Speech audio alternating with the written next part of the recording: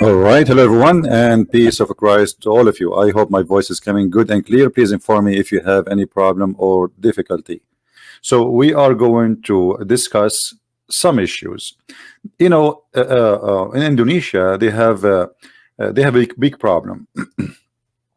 In front of me here, I will put in the screen a website, and this is an article written by Indonesian. I have no idea who wrote this article. I have nothing to do with it, and I am just showing you what I saw. Abdul Somad, Ustadz Jaman now. I don't know what even that means.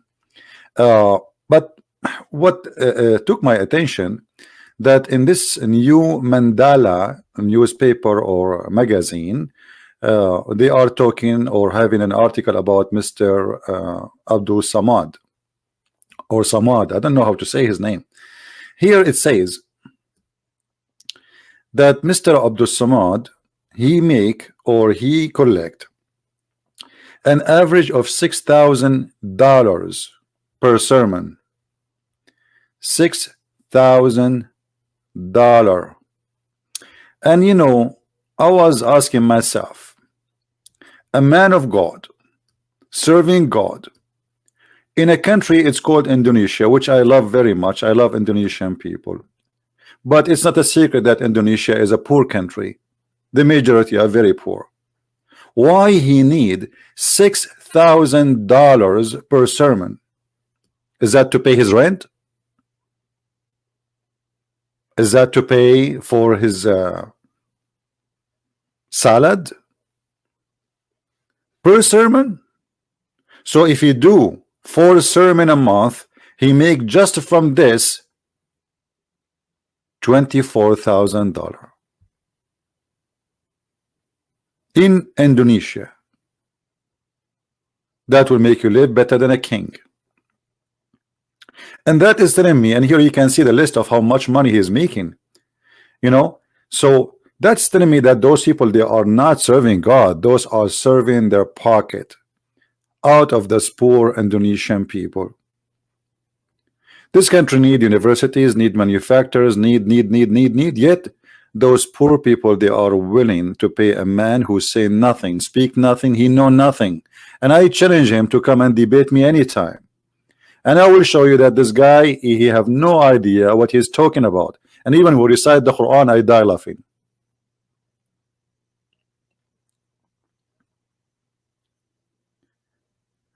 I saw some videos of him. As an example, this video here, satisfy lost self in Islam. I cannot play the video for you. You can play it, but you will see in this video, this guy, he quote for us the Quran says that a Muslim, a good Muslim, is the one who protect his private part, and it's not lawful for him to have any sexual activity with anyone except what is lawful for him, his wives or his slaves. So he's teaching you in the year 2019, go own slaves and rape them. And that is supposedly will satisfy the lust of a Muslim. This is what he quote for us. I wish I can play the video. Anyway, you can search the video here. It's a quote, satisfy lost self in Islam by Ustadz Abdul Samad. In different video, a person asked him, he have a paper in his hand, I'm reading from, handshaking with non-muhram. Muhram in Islam, it is somebody, it's funny, non-muhram. Like if you have a family member, you can shake hand. Like, you can shake hand with a male. He is your uncle, as an example. You are a female. So the question, very important question, and this is why we pay him $6,000 every sermon, because we want to know if it's okay to shake hand with a stranger or not.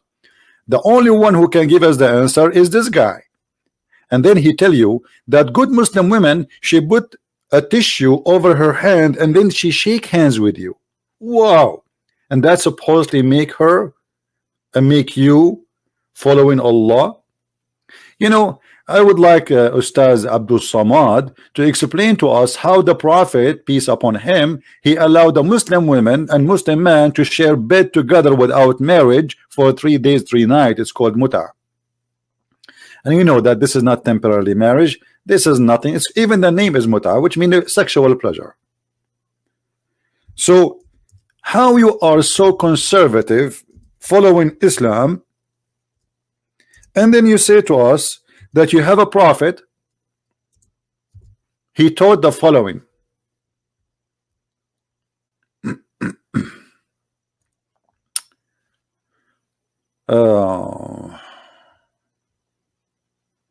Let us see the hadith so people will not say we are making things up.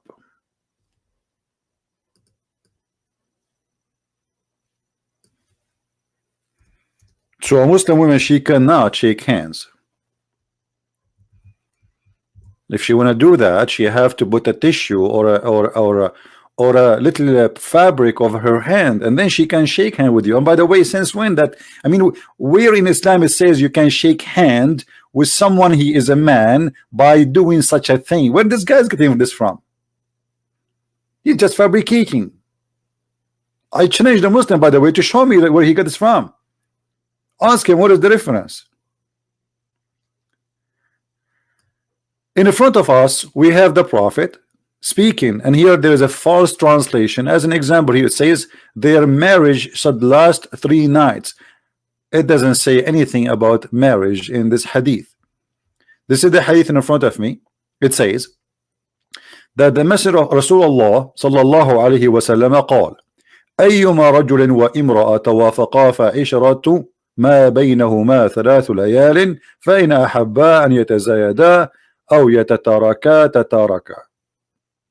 Very simple. There's no marriage. Any man, any woman, they want to share sexual relationship together for 3 days, 3 nights. If they like to increase, they increase. If they like to decrease, they decrease, or they lift each other. What is the marriage? What is the word marriage? Who want to show me the word marriage in this? But it appear in the translation, and they put it for you here. Temporary marriage. Okay, can we have temporarily handshaking? So in Islam we can have sex, it's called temporary sex, but we cannot have temporary handshaking according to Abdul Somad Ustadz. I mean, do you see how conservative this religion is? We can go in the bed and have boom boom, moom moom, doom doom. But we cannot shake hands, brother. Haram, brother. It's haram. Haram. We are very conservative people, brother. If we ask Zakir Naik, he have a different idea. Zakir Naik, he will not agree with this guy. Let us call him. Tiridim, tiridim. Tiridim, tiridim. Tiridim, tiridim. I told you don't call me. And I told you, you will not answer you. Hey, brother, we have a problem here because your brother in Indonesia, Ustadz Abu Somad, he said that you can shake hand with the Muslim, just put some tissues in the top of it. This is an idiot, and he do not know what he's talking about. It's haram in Islam because this is forbidden, and he is not lawful for him. Brother, hold on, don't go crazy. What about the Prophet allowing you to have a temporarily women in the bed? So temporarily shake handing is haram, but temporarily women in the bed is halal. First of all, this is abrogated, and it's not valid no more. Abrogated or not, how and what kind of religion allow a Muslim man to have a temporarily a woman in the bed? So it was lawful, now it is not lawful. What kind of God he makes such a thing lawful anyway? Like, was it in the time of Moses that a man he can have a woman temporarily in the bed?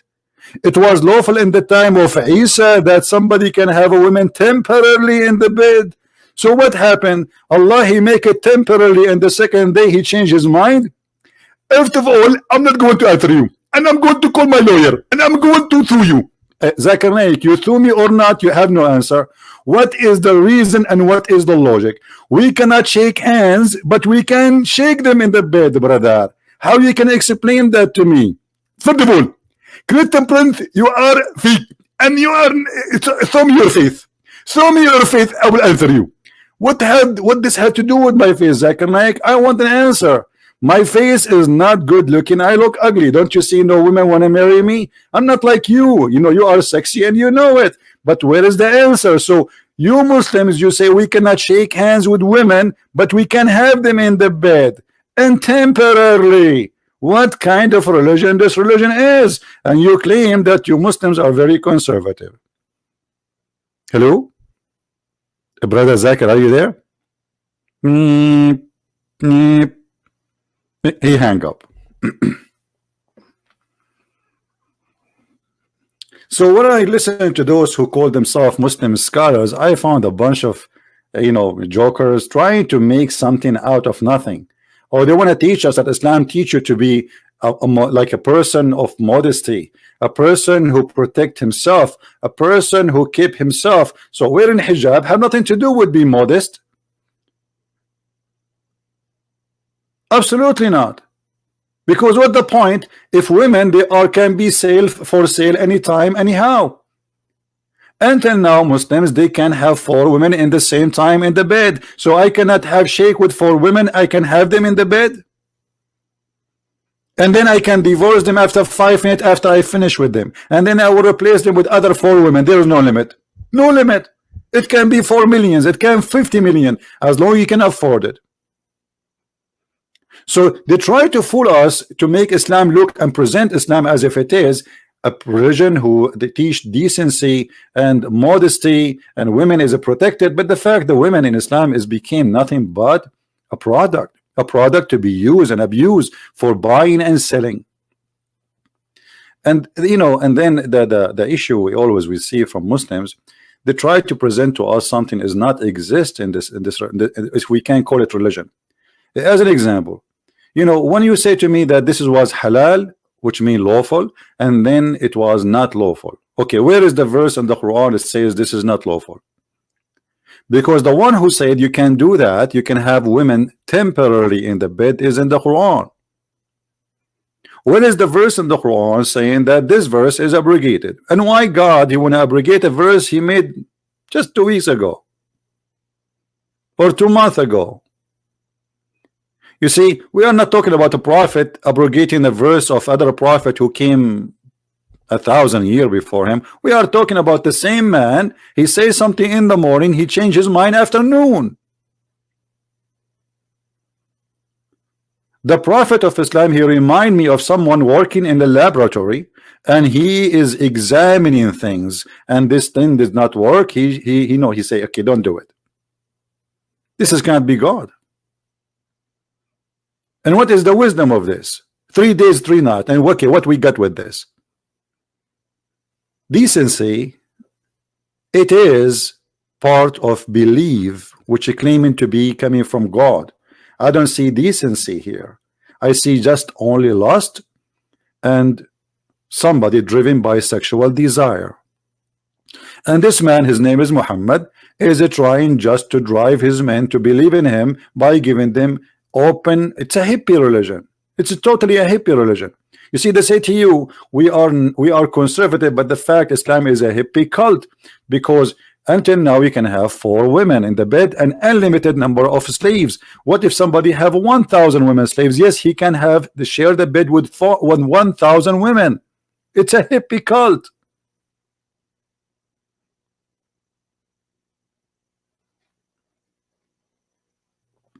I see nothing good there. I see just a man, he trying to do business. He is the same as Abdul Samud. Abdul Samud, he makes $6,000 per sermon. He remind me of no one except Muhammad. If we ask ourselves a question, what and how much money Jesus he used to ask for before you can meet him? The answer is 0. He never asked for a penny. Same as his disciples. But if we go, we find that Muhammad in the Quran, he will not accept to see you unless you pay him. And not only that, Muhammad, he described Allah religion as a commerce, as it is a trade business, as you see chapter 61 verse number 10. It's a business. And Muhammad, he promised the rich ones who invest in Islam to be in heaven. As an example, Muhammad, he promised Uthman ibn Affan, because he gave him a lot of money, to be the first in heaven. Who are you, Muhammad, to promise people to go to heaven? Are you God? Who are you? One of the clear proofs that somebody is preaching a scam, that he promised you heaven if you give him money. obvious. Muhammad, he do that, and he made it clear that you cannot even see him and come to his house unless you pay him.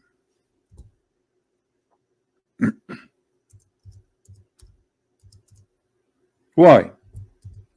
Why? In order to speak to a prophet of God who is doing, he's a man of God.